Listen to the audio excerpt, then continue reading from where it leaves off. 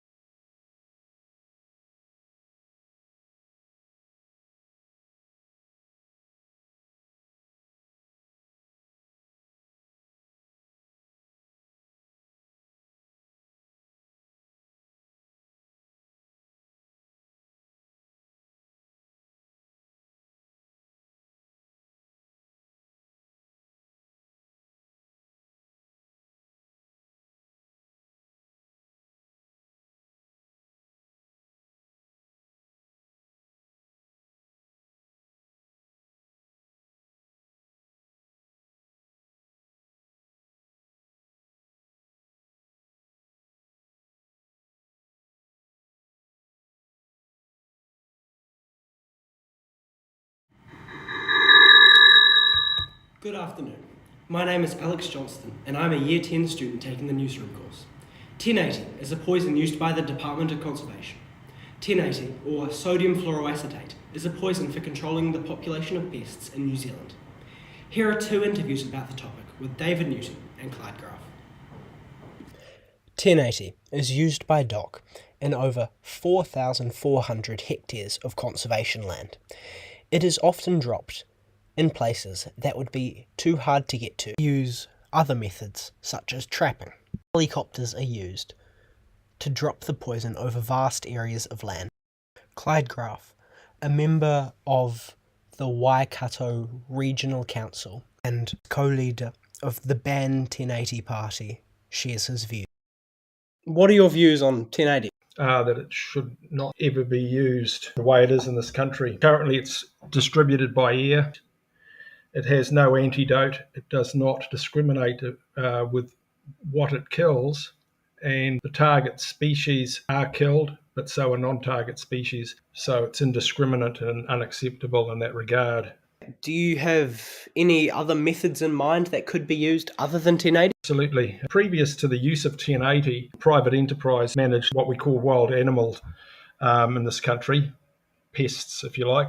Going back to the 70s and the 80s, possums were valuable, extremely valuable, in fact, and there was a big industry involved with that, and millions of skins were harvested, sold overseas, and it generated income for people and the country in this over here. As time progressed, bureaucrats came up with ideas to manage pest control and start an industry, in my opinion, around pest control, and chose to use aerially spread 1080 poison. And what that did was it put an end to the private enterprise stuff. For example, deer were also harvested by helicopter and by ground hunters and sold. It was a big industry for many years, and it reduced deer numbers drastically to the point where in the later 80s, helicopters couldn't get enough deer, so many helicopters stopped operating. So it's easily done with private enterprise, even as far as having bounties. Now, people say, well, bounties don't work. Well, actually, they do work, because if you put $1,000 a head on a possum, you wouldn't have any possums. But unfortunately, $1,000 is a bit too much, you see. So people would say, well, that's unsustainable. You can't afford to do that. But it would certainly work. So we have to just think about ways of doing it, managing it, and making it more successful.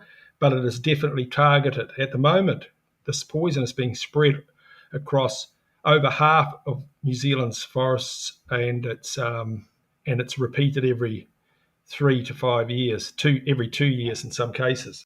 That's unsustainable. It's dangerous. Do you think it has any negative impacts on waterways? In New Zealand, is if you really look at the science, it's in regard to 1080. It's often paid for by the supporters of 1080 and those that want to keep using it. And the other thing is the quality of the research is very, very poor. So if you had scientists from overseas looking at the research that's done in New Zealand with regard to the 1080, it's they would laugh it out of the room. I mean, it's not worth the paper it's written on. It's guessing. It's opinion. There's no blinding. There's no controls. There's no randomizations. It's very poor quality science based on rhetoric and wishes and guesses, and nothing under scrutiny. It just doesn't stack up. So as far as does it affect waterways? Absolutely. We've got scientists that I deal with who've shown there's decreases in the quality of water and aquatic life after aerial operations. We know that aquatic life like coda, freshwater crayfish, consume the poisonous baits as soon as they hit the water. The poison's uptaken in aquatic plant life like watercress and other things. And there is research, and I've got videos that we've produced through scientists, not me, but through scientists. We just produce them that show the impacts it has on waterways. So it's very it has negative impacts. Obviously, it's we'll put it this way: the label itself, the New Zealand warning label, says highly toxic to aquatic life. Do not put in water. That's on the warning label. Do you think 1080 would work if it was used or distributed sensibly? It's so deadly in such small amounts that anything that dies with 1080 in the forest or in the water or wherever is toxic to the next feeder up the food chain. So when an aerial operation goes ahead, for example, and Department of Conservation says, well, the possum numbers are so high and we've got to kill off the deer, and they aerially spread the poison, well, that poison is then persistent in animals that it kills and other bird life, wildlife that consume them, insects as well. This stuff's toxic to everything that breathes air, and they are poisoned as well. So it's a persistent poison that goes up the food chain. There's no room for it in this country. It kills pets as well, people's animals. There's lots of cases. So it's not humane, and it should never be used. No, I say there is no place for it ever. There's other ways of doing things. For example, cyanide is it's a deadly poison as well, so it has to be managed. But my family used to use cyanide for possums.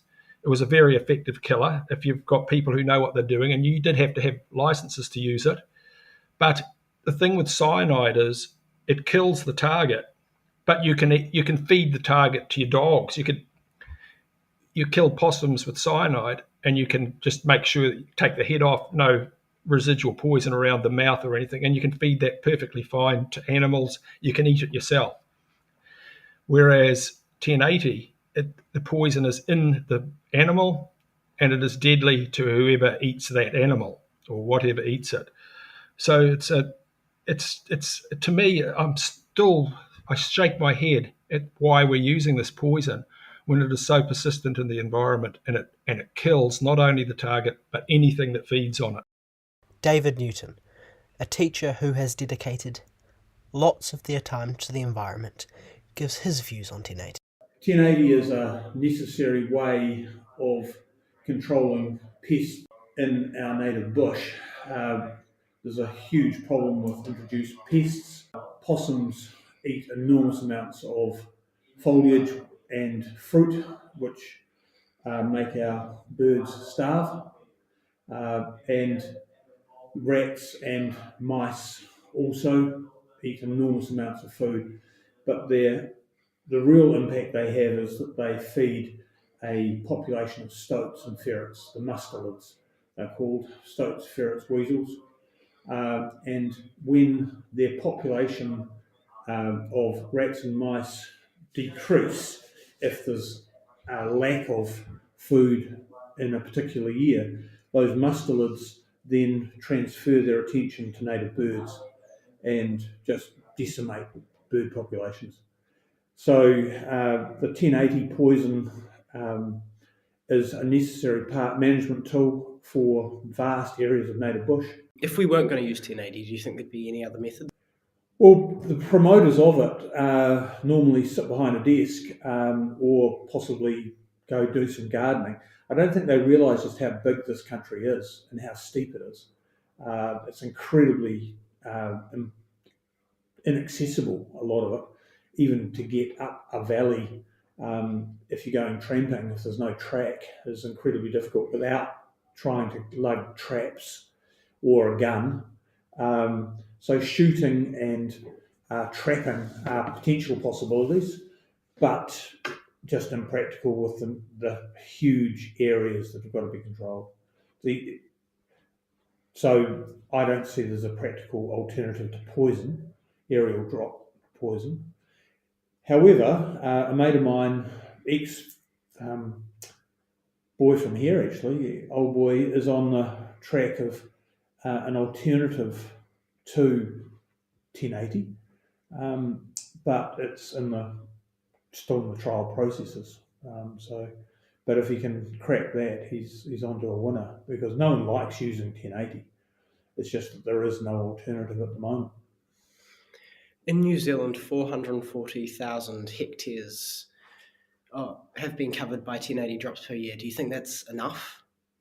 I wouldn't know. I don't know the numbers. I'm not part of the DOC who have to control the area that they have to control. I know there's a lot of complaints about DOC. A huge amount of area was retired from farming, and that has been returned to the government, and then DOC has simply had to pick up the maintenance of that country without any income from it, and also no extra fund, or very little extra funding to do so. So they are in a hiding to nothing as far as the government department is concerned. They are paid for by our taxes, and so it's the New Zealand taxpayer that's picking up the bill to control these pests. They're doing a marvellous job, but if we do want our bird life to, from kiwis, takahe, tui, robin, all the way through to our large land snails, all of these things are endemic. That means they're only found here. There is nowhere else in the world.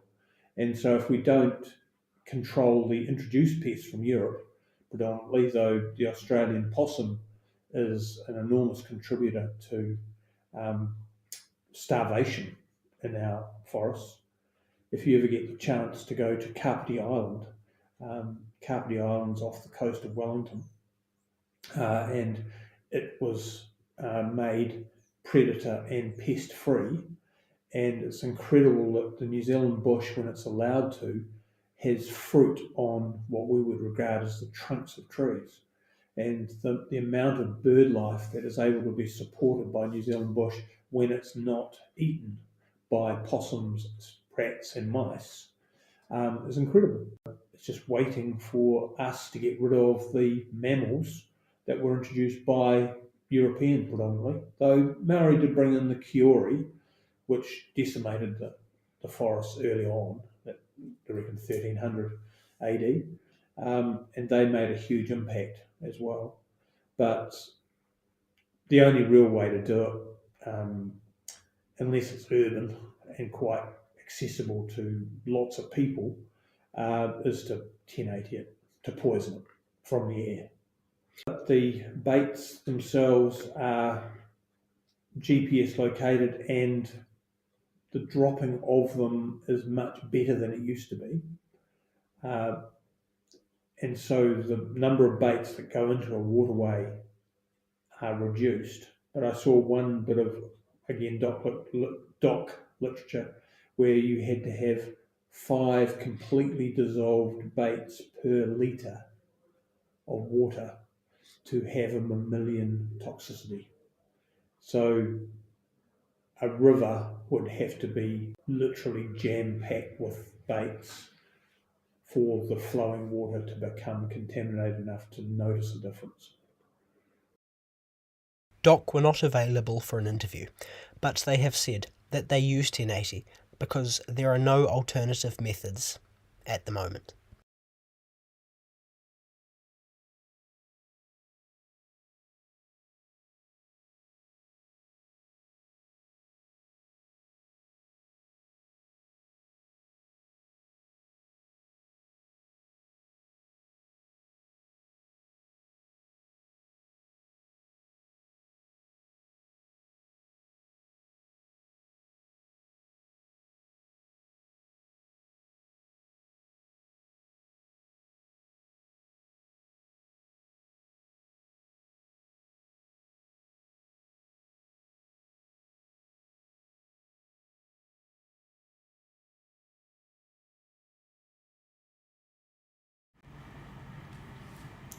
Hello and welcome. My name is Morgan, and in this podcast, we will look into what makes a successful athlete. When thinking of the best athletes in the world, it is easy to imagine them having very different recipes of success.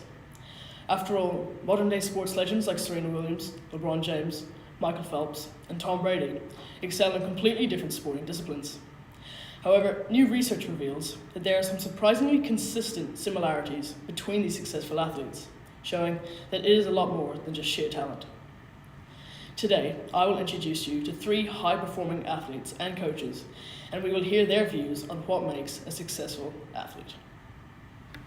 Hello and welcome. My name is Morgan Clancy, and in this podcast, we will look into what makes a successful athlete. When thinking of the best athletes in the world, it is easy to imagine them having very different recipes of success. After all, modern-day sports legends like Serena Williams, LeBron James, Michael Phelps, and Tom Brady excel in completely different sporting disciplines. However, new research reveals that there are some surprisingly consistent similarities between these successful athletes, showing that it is a lot more than just sheer talent.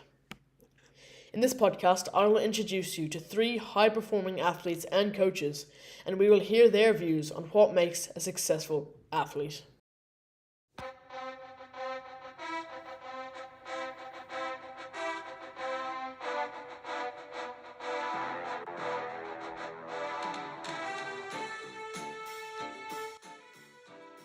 Our first question was, what are the top factors of a successful athlete? Our first interview was with Tony O'Connor, former Irish Olympic rower and recent gold-winning New Zealand men's rowing coach, who talks about the idea of willingness to work, along with a few more details. I think, Morgan, there's a lot of factors go into that. Some of them you can list and some of them are a little bit intangible. But thinking about it, I think willingness to work really hard is vital. You don't get anywhere, particularly in athletics or any sporting endeavour, without understanding that hard work is vital, with no guarantee of outcome. We now have Janelle Quain, former national coach and selector for Surf Lifesaving New Zealand for 10 years. She is now currently working for Canterbury Rugby as a personal development manager for the players. Let's hear what she has to say. Yeah, number 1 would be a growth mindset. Number 2 would be a great work ethic. So they're really a hard worker. They're not afraid to work hard. And thirdly would be that they've got really good communication skills. So that would obviously be evident probably by having a growth mindset, but good communication skills would be my third one. And finally, the main man for many people in the rugby world, we have Ronan O'Gara, former Irish international rugby player and the 4th highest point scorer in rugby history.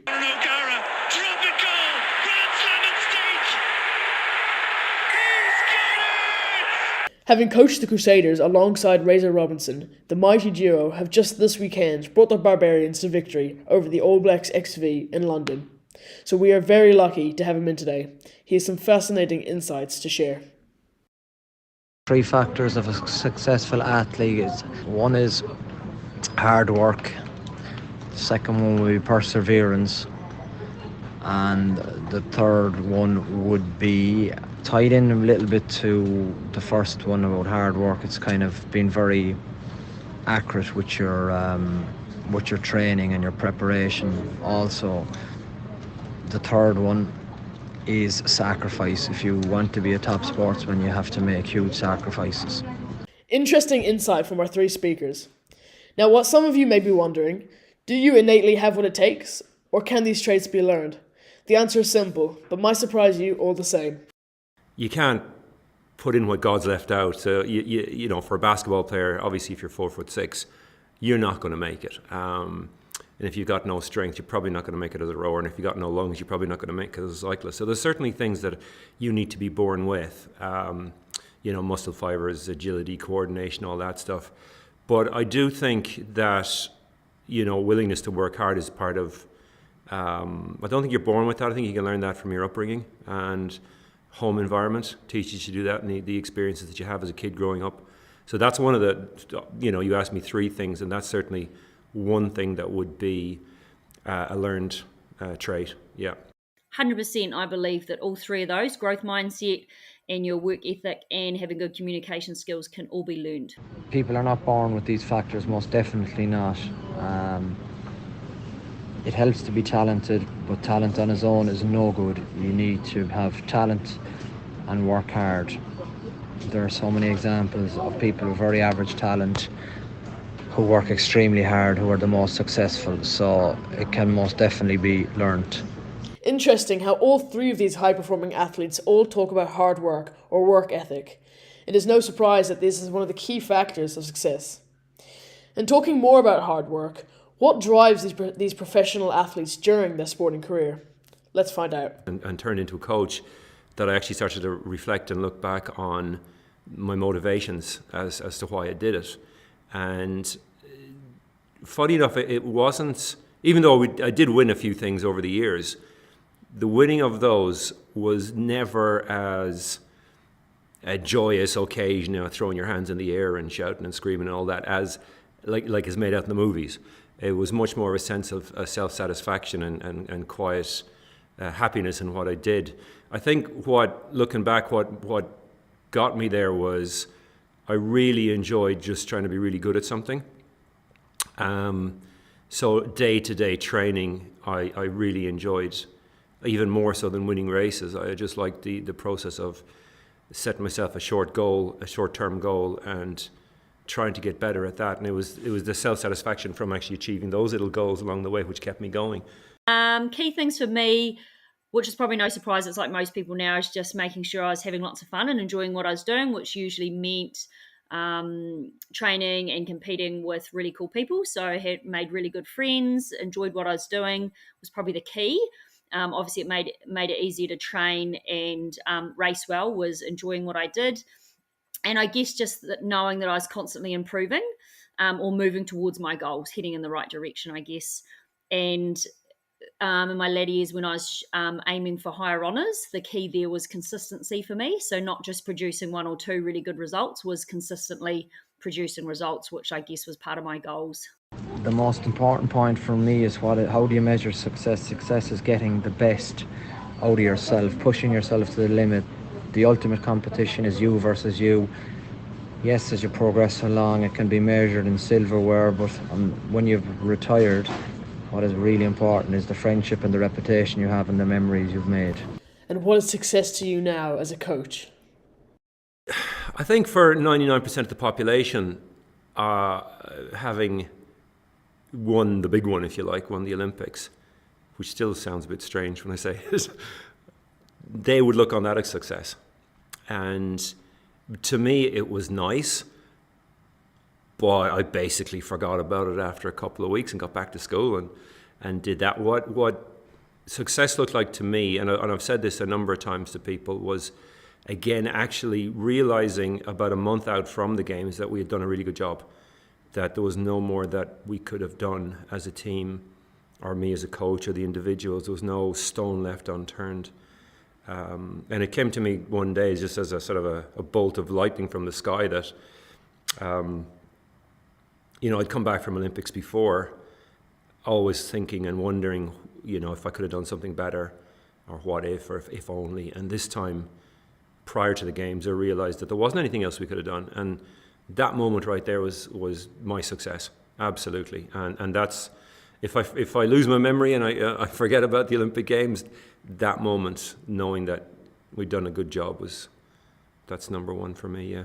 The other thing, when you're an athlete, you tend to be a lot more focused around yourself, and not so much as your other athletes around you. So differently, when you come in as an athlete, all of a sudden you're more encompassing or aware of not just one athlete, like obviously multiple athletes and players, which is obviously the codes I work in.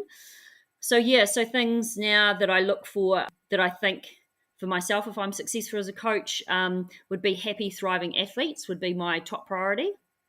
And to get to that stage, or have really strong connections with them and have relationships. So I'd want them to be able to trust me and let me in a little bit to help support them on their journeys, to help them achieve their goals. So by having those really strong connections and relationships, that allows me to have a positive impact along their life journey and sporting journey in this case. Success as a coach is measured in looking at whatever team you coach, be it boys or girls, reaching new heights. We don't know our limits. Neither boy or girls know what their limits are. So as coaches, some coaches are very keen to put ceilings on things. I'm a firm believer in we do not know our limits, and there is so much potential inside in everybody that you have to create an environment for them to thrive. From success as an athlete to success as a coach, who would have thought that the real drive behind it, as Tony said, is growing as an athlete yourself, turning up and being happy with getting better each day, whether that is for yourself or with a team. And as Ronan said, success isn't measured by silverware. Amazing advice from true athletes, advice we should all be taking in. Now, we'll see our favourite sports people celebrating on TV after a big win, or having that tough interview after a devastating loss. But behind closed doors, how do they actually deal with failure, and what advice can they give? Yeah, I had a lot of failure as an athlete, and I was very lucky when I started, maybe about the age of 16. One of my heroes, people I used to look up to in rowing back in Ireland, said that to me. He said, look, you're going to have a lot more defeats than successes, and you better get used to it. And he was right, and I had 10 national championship second places before I won my first one. And so when I did finally win my first, and you might think there was this brilliant moment of being striving towards something, but actually it was just a step in a progression. And when I won my first national championship, my next thing was to try to make a national team, and it took a couple of years to do that, and made lots of failures to do that. So it's not. I'm not saying you shouldn't have an end goal. That's a really good motivator to get you out of bed. But you asked me what were important for athletes is willingness to work hard, stubbornness, to keep going through thick and thin, high and low. So yeah, I always sort of looked on outcomes as not really the most important thing. The further you prevail in life or in sport, the more disappointments you will have. No career is just made of success. All the greats have huge downs. It's very important that we're able to deal with these disappointments. I think it's very important that you are able to maintain an equilibrium where the lows are never too low and the highs are never too high. But also, it can't be all measured by silverware. You have to really enjoy the journey and enjoy getting the best out of yourselves. With predominantly more of a coaching background, Janelle's response was from a different angle, an angle of how a coach would see athletes dealing with a loss. The main difference between teenagers and professionals is professionals are older, so have had more learning opportunities. They've had more failures and more disappointments in life than a teenager, so have had the opportunity to learn and grow from that, says Janelle. So the key difference there from the last one is that they're a professional athlete as opposed to a teenager. And do you think there's a difference there between how maybe they would cope or deal with failure? I would say much the same. So whether you're a teenager or a professional athlete, 100% that you will be upset, so to speak, or disappointed when you haven't achieved your desired outcome or your goals. For sure, there's disappointment and you can feel upset. So that doesn't change. But I guess the only shift I would see more in a professional athlete is that I guess I've got a greater awareness and understanding of themselves, and it would go back to understanding your why. If you understand in this term in your life journey of being an athlete, of understanding your why, like why you're doing what you are, why you want to be whatever you want to be, then I guess as professional athletes maybe have a greater clarity around that, and then they have a greater, network of support or coaches around them that would understand that too. So that's probably just a learning lesson. And I think it's only because, and again, this would be my opinion, that a professional athlete is just potentially a little bit older than a teenager. So they've had more learning opportunities, for better word of it. So they've had more failures or disappointments in life than a teenager. So they've just had more opportunities to learn and grow from it. But again, I think they would still have similar feelings, but they have a greater awareness of how to respond to those feelings now. And it's okay to feel that way, but when they know that, it's actually having that awareness of, well, what do I need to do right now in this moment? What's important and who do I need? And then now, what do I need to do to move forward? And moving forward, talking a bit more about athletes dealing with loss, Michigan State University have just come out with a study saying negative thoughts that result after a loss can impact athletes both physically and mentally. Negative emotions can lead to higher muscle tension and lowered energy levels. Mentally, negative emotions can lead to drops in self-confidence, self-esteem, and enjoyment of the sport. The final topic to talk about today is how teenagers should deal with failure and not achieving what they want. Teenagers dealing with disappointment, it doesn't matter if you're a kid, a teenager, an adult, an experienced player. What is most important for any athlete is accurate feedback. Sometimes it's not good to have parents emotionally involved because their feedback is inaccurate. You need to have trusted mentors who can help you with feedback in order for you to progress your career. You should also have markers and see, are you hitting your goals? And if you're not, the reasons why.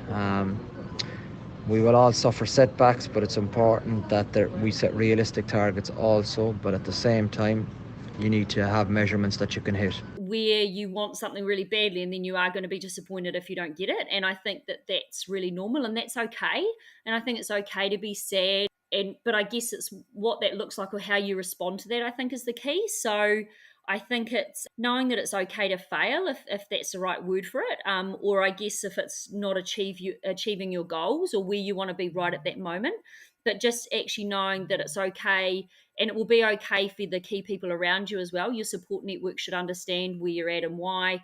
If you went back to those, you have good communication skills. So I guess it'd be key one thing, if you know that it's okay to fail and you focus on that it's actually a learning opportunity, it's an opportunity for me to grow and be better next time, and then just focusing on what you can control rather than what's happened, because it's happened already, but it's your response to that. Not just kids, but certainly everybody needs to ask themselves is why they truly do a sport, what motivates them to do that sport. And I think you'll find for most people, even at Olympic level, as I said, it's not really the winning side of it, it's the fun and the friendship and the challenge of taking on something that on the surface looks quite hard.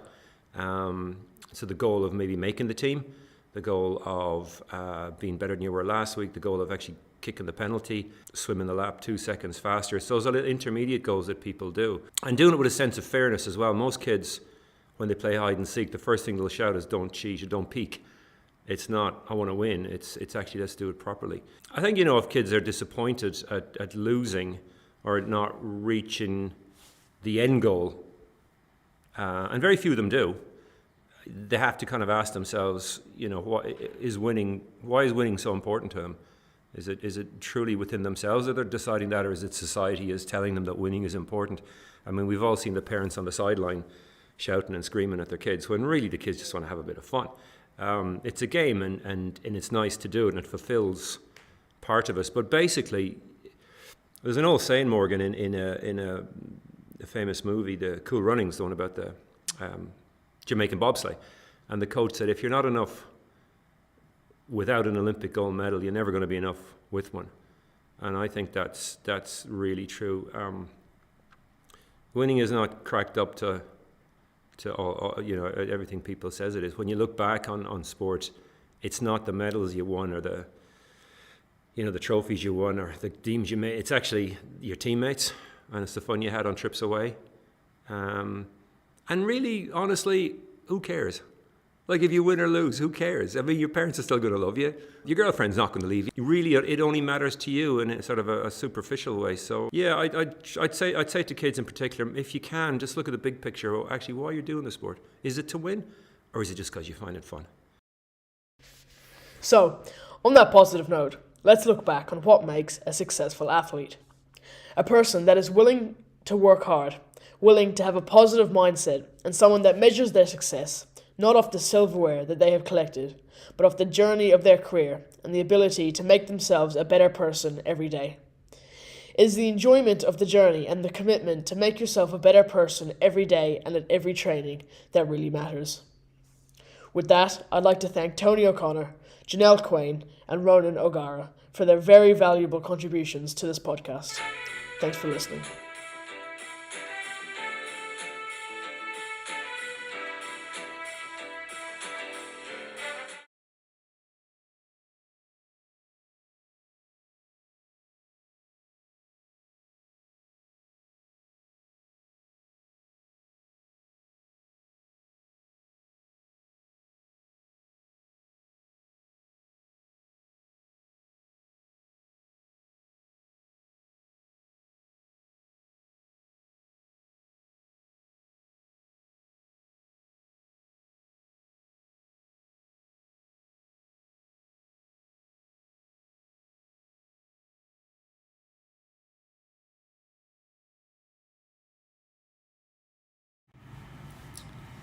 Good afternoon, I'm Mark Reedy, and in this investigative interview about bottom trawling, I will be talking to experts in the field of fishing, such as Peter Reedy, who is the CEO of Sanford, and Dan Boldiger, who is the Deputy Director General for NZ Fisheries. I hope you enjoy and learn something about bottom trawling. Hello, Peter. And Dan. Would you just start off with saying what you do? Hi there, my name's Peter Reedy. I'm the CEO of Sanford, which is New Zealand's biggest fishing company. So my name's Dan Bolger, and I head up Fisheries New Zealand, which is the business unit of MPI that looks after fisheries.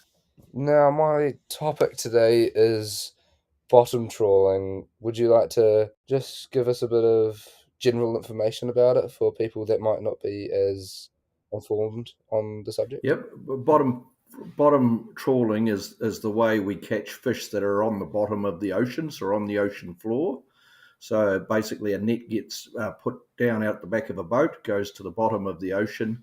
It has two wide doors that hold the net apart.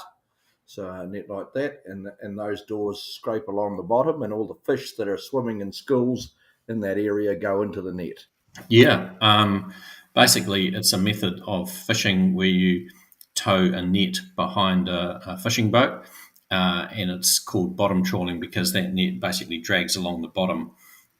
It's usually the net is kind of held open by what they call trawl doors, so a big kind of metal panel on either side that are kind of the force of the water running through those doors kind of holds the net outwards. So the boat kind of lowers the net drags it along for a period of time. When they think they've caught enough fish, they basically turn on their winches and pull it in. So you said that it drags along the bottom of the ocean. What effect does the net have on that seafloor? Well, it clearly, the effect it has is depending on where you're dragging. And the reality is that in New Zealand, we drag where the fish are, and the fish tend to be on sandy bottoms. So we're dragging over sandy bottoms, which, as you can appreciate, in New Zealand, the water is very deep, the sea is very rough, sand moves around a bit. So if you're dragged across sand, it doesn't take very long for that sand to be restored into the way it was prior to you dragging over it. Where concerns are raised are where you're dragging over not sandy bottoms in areas of coral or around what's called seamounts. But they're not good places to catch big numbers of fish. So you wouldn't do that. In fact, I think the data says that only 10% of New Zealand's waters have ever been trawled. And currently the fishing industry only trawls about 2 to 3% of our waters per annum, and that is on sandy bottoms, and that is where the fish are. So it depends in part on what the ocean floor is like at that place. So it's not all the same. So if it was kind of flat and sandy or muddy, then it's obviously going to stir up some sediment, and it's going to interfere with with some things, but the effect would be lesser. If you were trawling, say, on a seamount, which is like an underwater mountain that was covered in coral, then you're basically going to wipe out that coral. And coral takes a very, very long time to regrow. So, yeah, it depends very much on where you're trawling. But if you're trawling and hitting things like corals and sponges, then you're going to do quite a lot of damage to them. Yeah, because I think when a general average Joe thinks of bottom trawling, their mind immediately goes to, ripping up coral and destroying marine life. Was, as you've said, it's just really just sand around New Zealand. There's not actually tons of coral. Well, there are areas of coral, and there are definitely areas of seamounts, and in fact, 30% of New Zealand's exclusive economic zone we're not allowed to fish in for those sorts of reasons. So we don't get. The other thing to be mindful of is we're fishing for food, right? Food is what the world needs. The world's population is growing, and we are going to need more food. If we stopped fishing or stopped bottom trawling, how else are we going to get that food? And that would be going to land, and you do a lot more damage with land with ploughing and fertilizer and such like than you do with the ocean. Well, so it's a complicated ecosystem under the water, and you'll have habitats for fish will be associated with that. Everything eats something else in that ecosystem. So when you kind of play with the ecosystem, then you're affecting all bits of it, and sometimes probably in unpredictable ways. Yeah. So my next question is, what, if any effect, what effect does it have on like the environment, not just the ocean? Well, fishing generally has very, very minimal, providing you're doing fishing sustainably. And New Zealand has an amazing system in regard to ensure that that's the case, where we have a quota system, so people in the industry are allowed to catch a proportion of the catch, and the catch is set every year. So if fish stocks are in trouble, the catch is lowered. If fish stocks are strong, the catch is raised. And over the last 20 years, the catch has been very, very consistent, which says our fish stocks are good. So if you assume we're fishing sustainably, as evidenced by consistent fish stocks, that means what are we doing to the ocean? Really, we're taking out fish, which are replenished. Sure, we are scraping along a sandy bottom, but you just think of a wave coming in on a beach. What happens to the sand when the wave comes in? The sand moves around a bit. The wave breaks over it, and after 2 or 3 waves, it's sort of back to the way it normally was. And that's really what's happening in the ocean. I wouldn't say a way of fishing that doesn't have an impact on the environment at all, but because any type of fishing will have some kind of impact, even removing the fish from the ecosystem has some kind of impact. But there's a lot of work going on in New Zealand and around the world to try and figure out different ways of fishing. So, having said there isn't another way to catch some of those species, there are people doing projects, things like trying to use lasers to convince the fish to kind of lift up off the bottom and into a net that might not be touching the bottom. Another project I know of, they're experimenting with cameras or sensors and artificial intelligence so that the net might be dragging along a sandy or muddy area. If it sees some coral or something, would actually lift up and basically jump over it and come down again. So there's a lot of technology being explored, but not on the market yet, and some of it might be some time away. I already kind of asked this before, but is there a more efficient way? Probably not. The challenge is no, not right now. That doesn't mean we shouldn't look at more efficient ways, and it doesn't mean as an industry we feel very privileged to have the opportunity to fish in New Zealand's waters. Our fish are amazing. They're pristine. They're pure. They're good for you. They're sustainable, and so that's a privilege that we get a chance to go and catch that. So if there are better ways to do it, we would love to do better ways. Right now, there is no better way. But that doesn't mean in 10, 20, 30 years' time there won't be. And if there is, we'll embrace that. And indeed, we're investing in ideas and opportunities to see if we can do a better way. Well, there's lots of different ways of catching fish. The challenge for New Zealand is that a lot of the fish that we like to catch here, like say orange roughy or snapper, live actually on the bottom. So particularly if you take something like orange roughy, at the moment there isn't another way of catching them. They do live on the bottom of the sea, and unless you're getting some kind of fishing gear right down there on the bottom, then you're not going to catch them, basically. I've just got two more questions here. What would you say to someone like an environmentalist who is against bottom trawling? What would you say to try and convince them that what you're actually doing is more beneficial and okay for the environment? Yeah, well, I would like to try to go to those facts. So clearly, a very small proportion of the ocean has actually been bottom trawled. It's generally on sandy areas. Every and again, we go off course and get it wrong, and there may be something damaged in that process. But in the scheme of things, it's minute relative to anywhere else.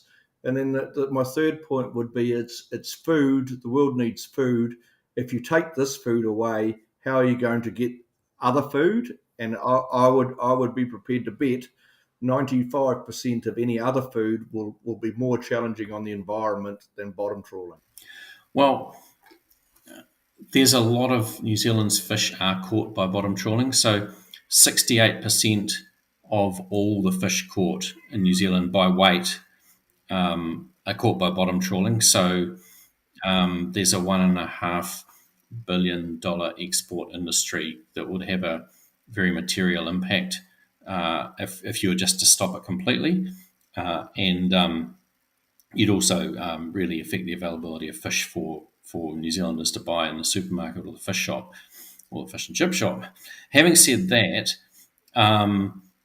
you'd have to argue that some areas that are particularly precious, it'd be hard to justify, and untouched, it'd be hard to justify kind of destroying them for those fish. So it's a question of degree, really. How do you optimize between catching fish in a way that's affordable and protecting the areas that most need protecting? What would be something that you think, if anything, should be changed about the way you go about bottom trawling? Would there be anything that you would think needs to be changed? Well, I think the fishing industry is highly regulated. The any vessel now is, there's the satellite navigation where we've got satellites over us. We know where we are. Every deep sea trawler has an inspector on it.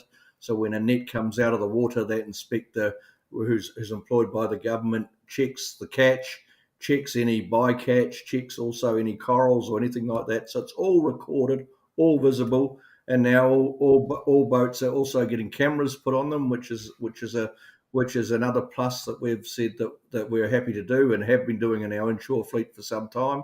So I think that the information, the data, the facts are there. People have just got to read and understand the facts, and should they do that, I'm very comfortable. They'll be very comfortable with bottom fishing, particularly when we get such a great food output for it, and it is so good for us, and we all need to eat more fish, Mark. I'd I'd really love to see more investment in the technology side, and possibly more coordinated investment. I really think that's got to be part of the picture. And I'm always an optimist around technology. I know it looks like a really big challenge, but people have done amazing things before. The other thing is we're running a working group or forum kind of process at the moment with some of the environmental groups and the fishing industry and iwi, and it's really looking at where bottom trawling happens and included in that whether there are more areas that should be closed to bottom trawling. And I'd say our view will probably be that yes, there would be some more areas that probably should be closed. I mean, that's still working through, but I think that's probably where it's kind of likely to end up. All right, that's all my questions for today. Thank you very much. It was nice talking to you.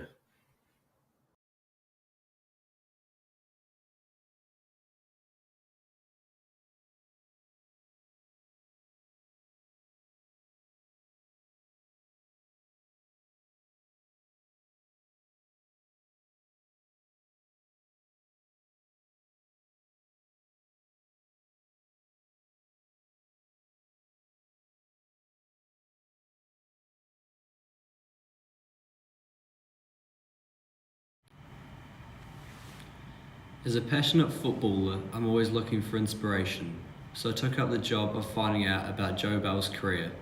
I was keen to find out more about the development of football in New Zealand and realised Joe was the man for the job. He attended Christ College and played for my football club Nomads. On Monday, the 7th of November, this is what I asked him. I'm joined by Joe Bell, New Zealand international footballer and central midfielder for Danish club Brøndby. Joe, I go to Christ College, your former school, and play for one of your former club's Nomads. I look up to you and what you have achieved. I would like to learn about your life and your childhood playing football. I would like some insight on what it is like to be a professional footballer and what is needed to make it to this level, and how you see the future of NZ football. So Joe, tell us about your childhood experience of football. My childhood experience of football was probably, beginning at my earliest memories, probably about 5 years onwards, and that was playing for my local team at the time, which was Ferriby Bays United. I think it was playing with them on the weekends and just playing with my friends at school every day. How's your experience with school football at Christ College? Was that also fun? What memories do you have of the school football, and did you enjoy it? Yeah, my experience at Christ College and the football there was really great. I was there for 2 years for year 9 and 10. For my first year I played with the 15As, which was really nice to get into the swing of things, and then in year 10 I moved on to the first 11.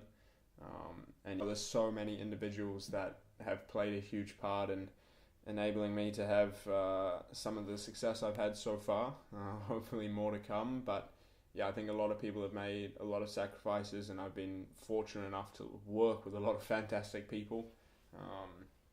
People that are really passionate about football, but also just passionate about sports. And, I feel, as I said, very fortunate to have the chance to have worked with them. I'm going to have to be specific. I think I'll be a little bit stereotypical and say I think my dad's probably had, the biggest influence. I think as you get older, you begin to understand the sacrifices that your parents made to let you do the things that you love. I think when you're younger, you take it for granted, but now I'm starting to see how much time and effort he spent just to allow me to work on something that I really love doing. Very grateful for that. I'm sure your dad is really proud of your achievements. So, growing up, was football always your main sport, or did you play others? Do you believe that young players should solely focus on football, or do you think a mix of sports at an early age is more beneficial for them? Yeah, football was definitely the main sport, but I did play a few others as well. I played quite a bit of tennis. I played some cricket at Christ College, not very well, but did play some. I also played futsal. It's probably too similar to football, but that was also, really fun and something I spent a lot of time on. Personally, I'm a believer that I think, you shouldn't be so specific at a young age on what sport you want to do. I don't think at that time either. I think just getting out and playing and getting involved, and most importantly understanding the team aspect of it all is the most beneficial, figuring out how to play with your teammates. I think that helped my football, and I know nowadays it's becoming quite common to start picking early the sport that you want to do, but I don't think it makes so much of a difference. It's really interesting to hear your opinion on that, as the clubs are increasingly pushing footballers to specialise at an early age. Talking of clubs, did you learn a lot at Nomads? Was your experience at the club positive or negative overall? I really only spent a tiny bit of time at Nomads. I think it was mainly to play in a couple of tournaments that I wanted to play in. So I can't speak so much about it, but no, definitely a positive experiences there. I think we had a group of players at the time that were trying to play together. So we all kind of would go to one club instead of kind of spreading ourselves around. So that was fun because a lot of those people were my teammates and they were, good friends of mine. So yeah, we had a lot of fun on a couple of tournaments, but again, I didn't spend so much time at Nomads, so I can't speak too much about it. You mentioned that you moved around a lot club-wise, but what about positions? Were you always a central midfielder? If not, what were your past positions? What made you choose centre midfield, and do you believe young players should specialise in a certain position early on? Yeah, I think maybe this answer's different for a lot of players. For myself, though, I've always played central midfield. I think as I've got a little bit older, I've become a little bit more of a defensive midfielder. I think when I was younger, I was a little bit more attacking. But yeah, I don't think there was anything specific that made me choose centre midfield. I think it was, maybe from a younger age, the one that I enjoyed the most because I'd get the ball the most there.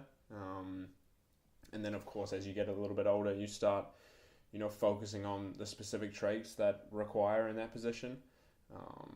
I kind of hope to stay in the midfield. I think it's the most fun position to play, but I'm definitely biased.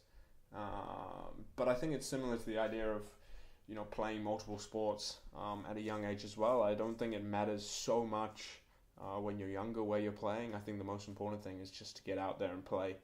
I think, moving up the levels, you'll find that your specific characteristics will fit certain positions on the pitch, and naturally you'll kind of slot into a certain spot based on your characteristics, but also your physical traits as well. So again, I don't think it's so much stress when you're younger to really want to be a striker or really want to be a centre back. I think as time goes on, you'll figure out which one's best, and most importantly, which one you enjoy the most.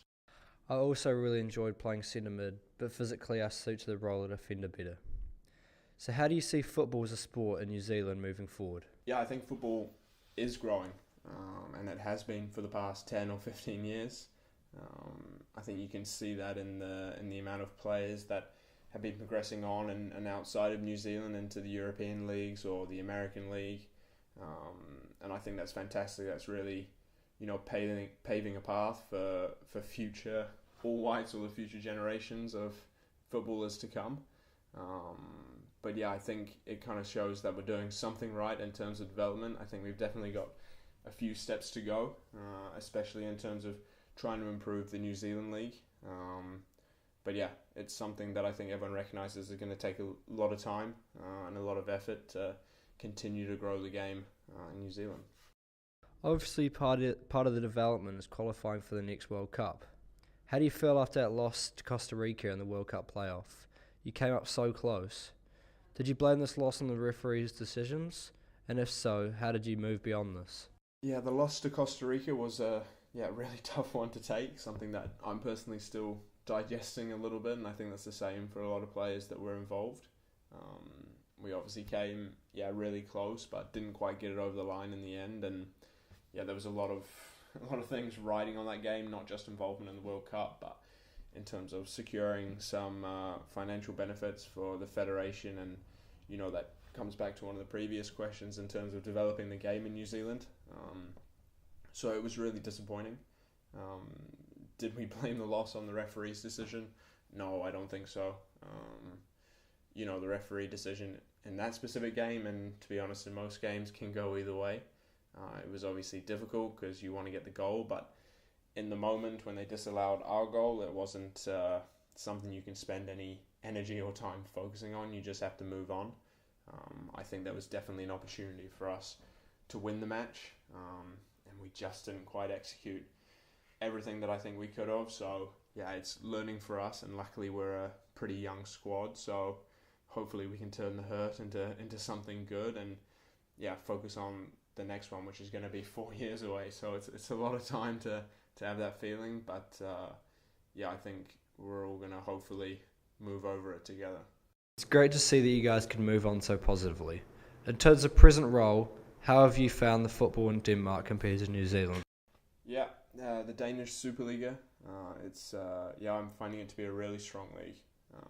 It's got a lot of really good players in, which can be a little bit worrying sometimes and maybe a bit overwhelming, but no, I've had a really good first year here and really been enjoying it. It's definitely a very intense league and a lot of running, and I think it definitely demands a lot from all the teams involved, and I think that's in every game as well. So throughout the league, which we have 12 teams in, it's always going to be coming up against a strong opponent.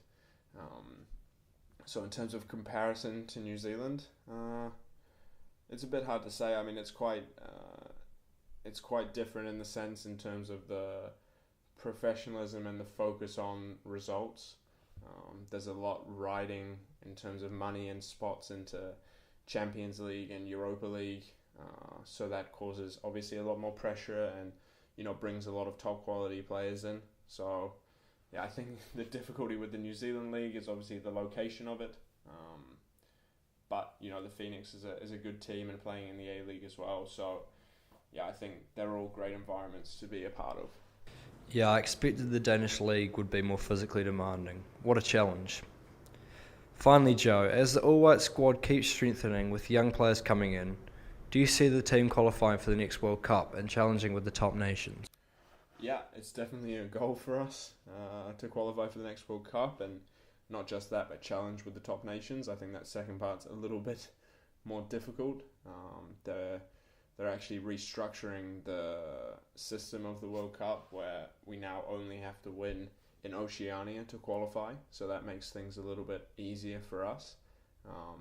But yeah, as I mentioned before, and with the development that the talent that's being produced from New Zealand, we've got a lot of young players coming in, and a lot of talented young players that are already a part of really strong European environments. So I think we're kind of recognizing the expectation we have to make the next World Cup, but hopefully go a little bit further than that.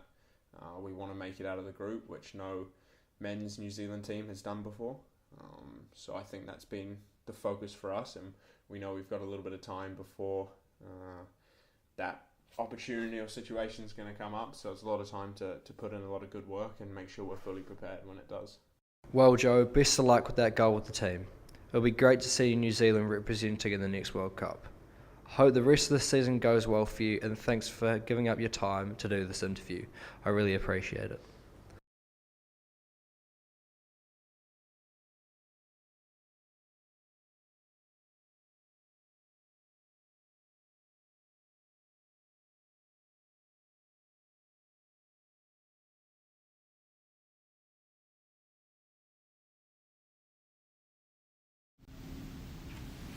Good afternoon. I am Ethan Yao. Welcome to the Newsroom. In the future, climate change will affect everyone. Due to rising temperatures and mass floodings, farmers will lose their jobs first due to their crops constantly being flooded. And there will be food shortages that will affect everyone, and I mean everyone. Today, I'll be interviewing Rod Carr, Chairperson of the Climate Commission New Zealand, about climate change. Will we be able to reduce the impact of climate change? Tune in to find out. Welcome to the live stream. The topic I have chosen is about climate change. The government has put out a goal to reach carbon zero by 2050. I asked the chairperson of Climate Commission New Zealand, Rod Carr, about whether the government will reach this goal. The government needs to play its part in combating climate change, and we all need to play our part too. So the government's part is to make clear what our ambition should be, a vision about why we need to make the changes we do, and then to show leadership in helping reduce those things that are stopping us from responding to climate change and help promote those things that will enable us. So on the first, I'd say the government has done a good job at setting ambition. And I would say the government has, by presenting the first set of emissions budgets, made clear what the definition of success would be. And its first emissions reduction plan has sought to outline each sector's contribution to achieving those budgets. So from that point of view, I would say that the government has done a good job in those areas. Of course, the challenge will always be, are we doing enough, and are we doing it soon enough? And I think the challenge there for the government is to lead New Zealanders to understand what needs to be done, not merely tell New Zealanders what needs to be done. And that true leadership, I think, is something all of our elected leaders need to demonstrate for all of us.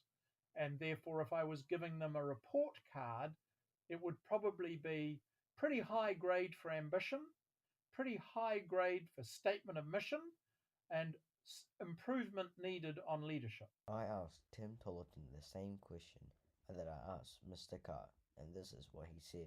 I think they're doing pretty good at the moment. I mean, they've made multiple policies changing rules around climate change, and they've got a policy to make us carbon free by 2045. We can ride bikes to work, and travel less, plant trees, all sorts of eco action stuff we can do.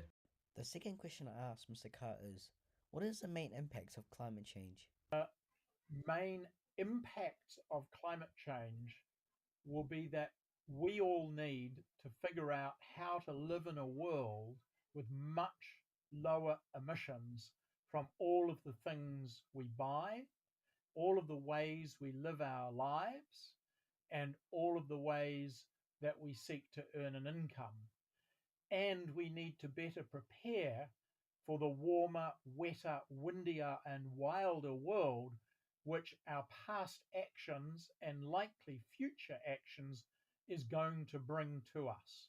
In other words, not only will we have to live with lower emitting lifestyles and livelihoods in the future, we are going to have to live in a world with a different climate. I asked Tim the same question. This is what he said. Mainly methane and carbon producing things. Cows, coal burners, fires. The third question I asked is, what can we do to reduce the impact of climate I change? think the first thing that we can all do is to be knowledgeable about what is going on, to be mindful about the actions we take, and that includes actions about what we buy and who we choose to work for and who we choose to follow, and set realistic contributions, whether you're in a family situation, a business situation, a public policy advisory situation.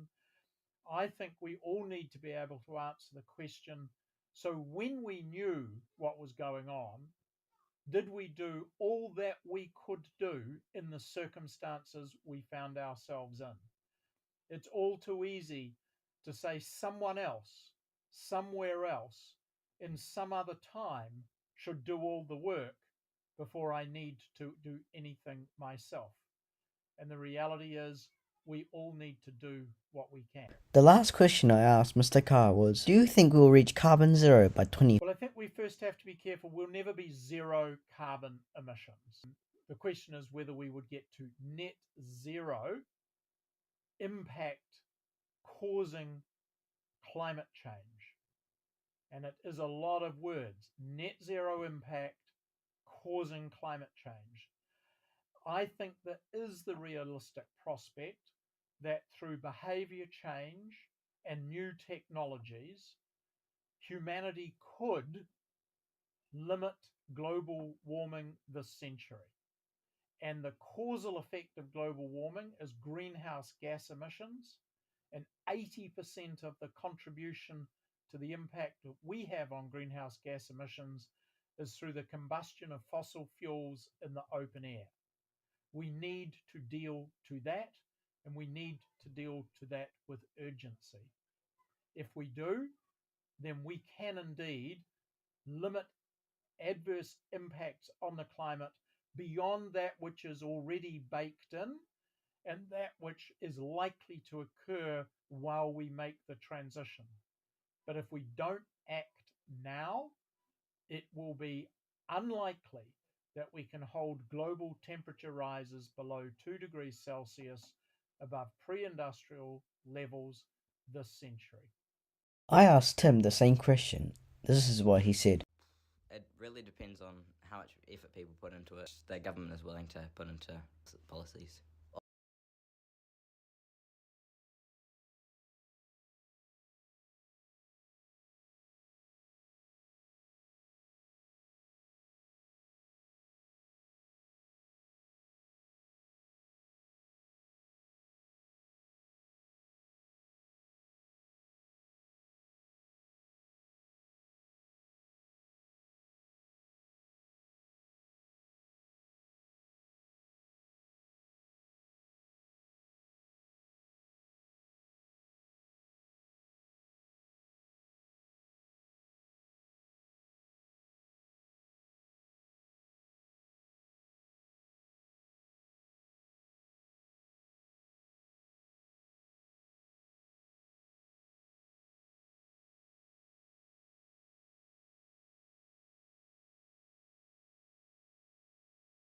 New Zealand and its education system have evolved in its areas of biculturalism. Across the whole of New Zealand, the Māori curriculum is considered an aspect essential to New Zealand learning, yet according to the national curriculum, there are no curriculum guidelines which state that a school must teach te reo Māori in schools. Christ College have been perceived as bland in culture, according to the Public of Christchurch. School journalist Ihaka Kate has the exclusive details. Christ College, a private boys' school in Christchurch Central, is an educational institution known for its traditional values. Biculturalism, being an important aspect of New Zealand and its education, is also included in the school's curriculum. Yet, a change in employment in such areas have seen a change. Interviews with Kerry Campbell give further insight into the topic. My initial thoughts are that the school is in a seed stage and are beginning onto something new. We work tirelessly as teachers to provide a good education for these students. Biculturalism is very important, and I feel like we are moving on to something big and new. In my opinion, I feel like the school's kind of, just that in that seed stage, that early kind of learning stage. Kerry Campbell, a Māori teacher at Christ College, is of the school's newest addition to the staff as of this year. Teaching Māori at schools previous to Christ College has led him to conclude that his employment in Christ College is of high benefit for the biculturalism aspects of the school. Yeah, so like I say, I have taught in a few other schools. I think similar journeys. Probably the main difference for me is the percentage of students that either are Māori or Pacifica. Probably I'd say there's more, the population base, because you're dealing with a wider group of boys. There's more strength in that. There's also big diversity in terms of the parents. But with that, a varying range of knowledge. So you have some students and parents that maybe Te Reo's definitely not a language that they use very often at home, all the way up to, like yourself, students that have grown up tūturu Māori. They understand tikanga, they understand marae protocol, and they just are diverse with just the normal things of te ao Māori that maybe others need to learn. So, but in terms of the students and the schools, I think everyone's wanting to learn, but probably my experience is that sometimes if they feel like they can't do it right, they won't do anything at all, which is a bit sad.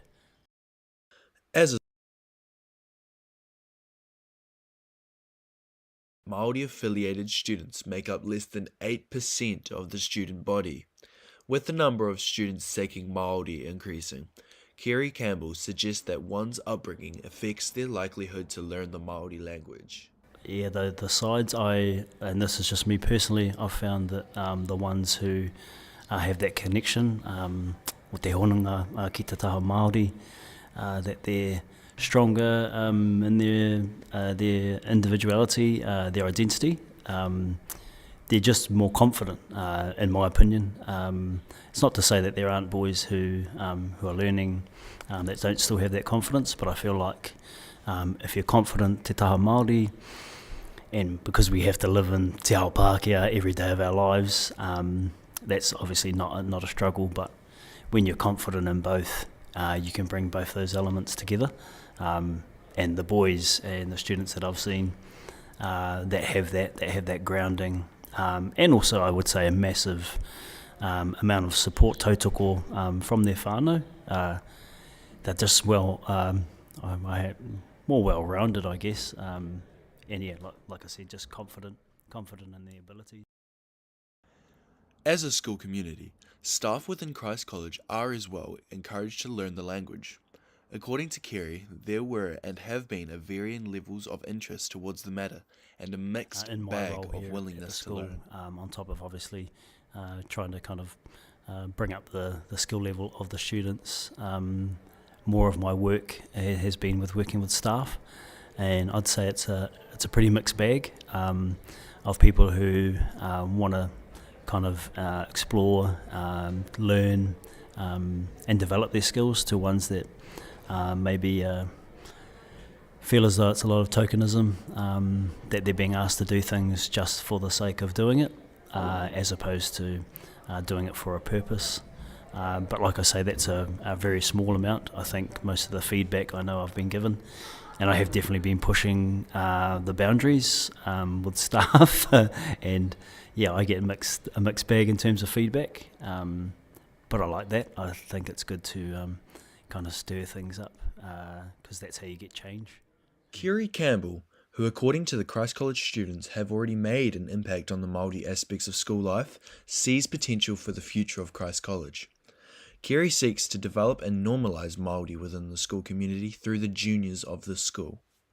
With the support of whānau, it's been massive, even though, like I said, the numbers are quite small, but the whānau come with a lot of knowledge, and I think our growth, or a lot of our growth, will be determined by how willing the school is to take on their views.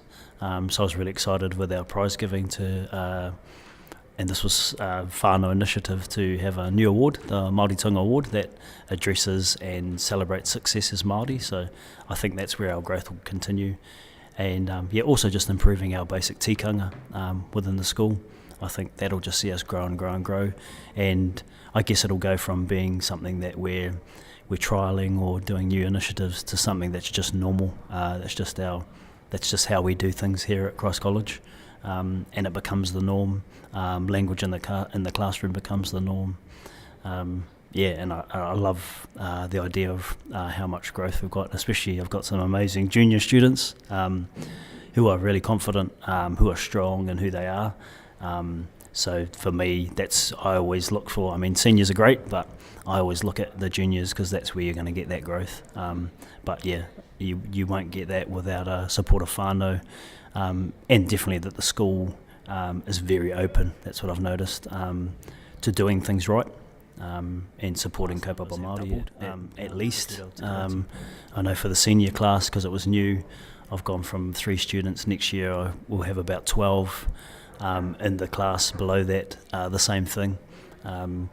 My year 10 class that I have currently, so that's 16 boys, I think I lose 1, so pretty much across the board, I'd say most classes are doubling, and then also the culture as well, the Te Ao Māori class.